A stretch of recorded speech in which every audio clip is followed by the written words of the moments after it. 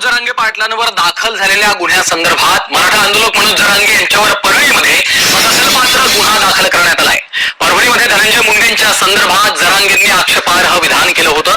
या विधानाच्या नंतर अनेक जिल्ह्यात मुंडे समर्थक आक्रमक झालेले होते आणि जरांगे यांच्यावर गुन्हा दाखल करण्याच्या मागणीसाठी ठिय्या आंदोलन देखील केलं गेलं। या आंदोलनानंतर परळीमध्ये जरांगेंवर अदखलपात्र गुन्हा दाखल करण्यात आलेला आहे।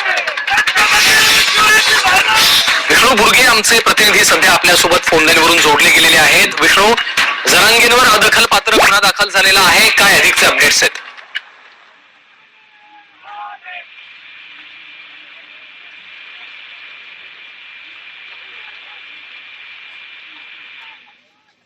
विष्णू बुर्गे आमचे प्रतिनिधी आपल्यासोबत आहेत। विष्णू, आवाज येतोय?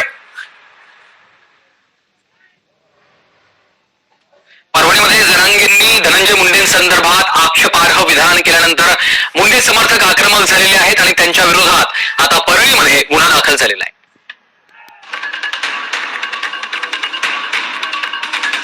मुंडे समर्थक आक्रमक झाल्यानंतर आता जरांगे पाटलांच्या विरोधात परळीमध्ये गुन्हा दाखल झालेला आहे। अदखलपात्र गुन्हा जरांगे पाटलांवर दाखल झालेला आहे। धनंजय मुंडे यांच्या संदर्भात आक्षेपार्ह विधान केल्याचा मुंडे समर्थकांचा आरोप आहे। विष्णू बुर्गे आमचे प्रतिनिधी आपल्या सोबत आहेत। विष्णू, काय अधिकची माहिती?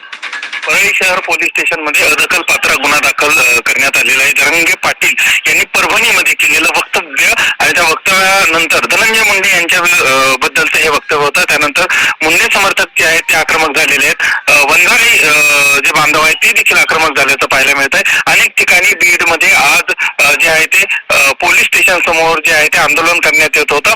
परळीमध्ये आंदोलन सुरू झालं होतं आणि त्या आक्रमक भूमिका घेतली होती आणि आंदोलनकर्त्यांच्या आक्रमक भूमिकेनंतर मनोज जरांगे पाटील यांच्या विरोधात जे आहे ते गुन्हा दाखल करण्यात आलेला आहे। त्याचबरोबर बीड मध्ये देखील जे आहे ते कार्यकर्ते आक्रमक झाल्याचं पाहायला मिळत आहे। त्यामुळे तेही सांगत आहे की गुन्हा दाखल करा, गुन्हा जोपर्यंत दाखल होणार नाही तोपर्यंत आम्ही या ठिकाणाहून उठणार नाही। खरं तर एक नंतर हे सगळं आंदोलन सुरू झालेलं आहे। अनेक कार्यकर्ते जे आहेत ते पोलीस स्टेशन समोर असल्याचं आणखीन बीड मध्ये पाहायला मिळत आहे। मात्र परळीमध्ये मनोज जरांगे पाटील यांच्या विरोधात गुन्हा दाखल झालेला आहे। निश्चितच धन्यवाद विष्णू।